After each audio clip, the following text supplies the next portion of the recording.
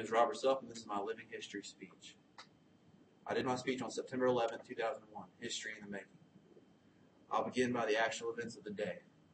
The first attack was at 8:20 a.m. It was Flight 11 was hijacked.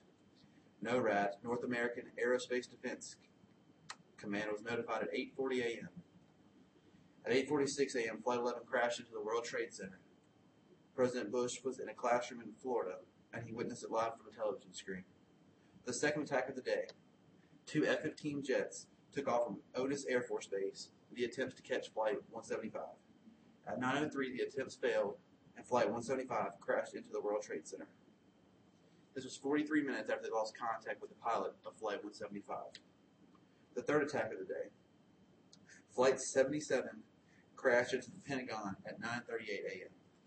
This was 1 hour after NORAD was notified of the first attack. Flight 93 went down in a field in Pennsylvania at 10:10 a.m. This was after the passengers of the plane had put up a fight, causing minuscule deaths.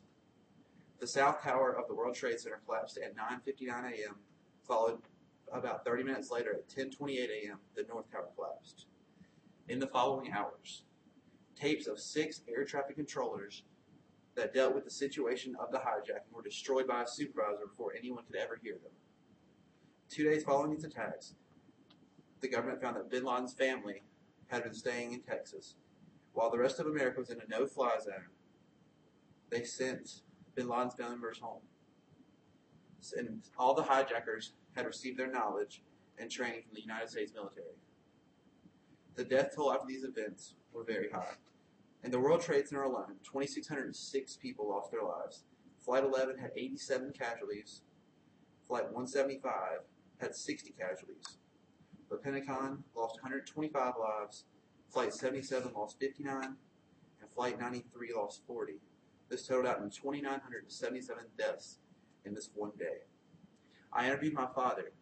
At this time, he was traveling with his job, and on Monday, September 10, 2001, he had left to take a class in Florida. His hotel was only 5 miles from the airport.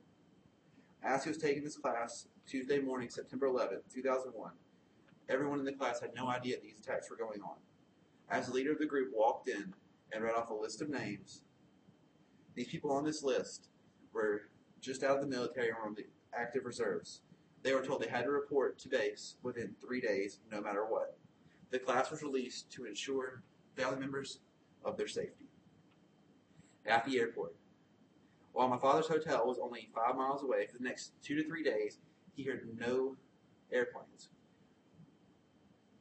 When he was leaving Florida, he said that they checked everything carefully.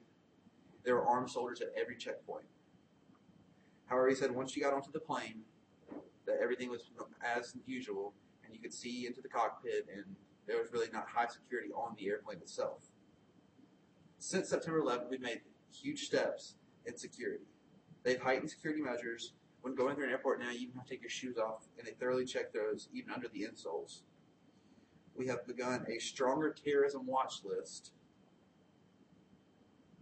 and this did not spark until after the September 11th attacks. We also have racism going through airports. Now, if there's Arabs that go through the airport, they do get checked more closely than just a Caucasian person walking through the airport. In conclusion, September 11th, 2001 will be remembered for eternity. My father was traveling out of state during these events and saw America take action through airports all over the East Coast. The world of air travel is much safer now due to these attacks. I would like to thank my father for an interview, as well as 9/11 Facts and Daniel Pipe's United States Improving Security 5 years after 9/11.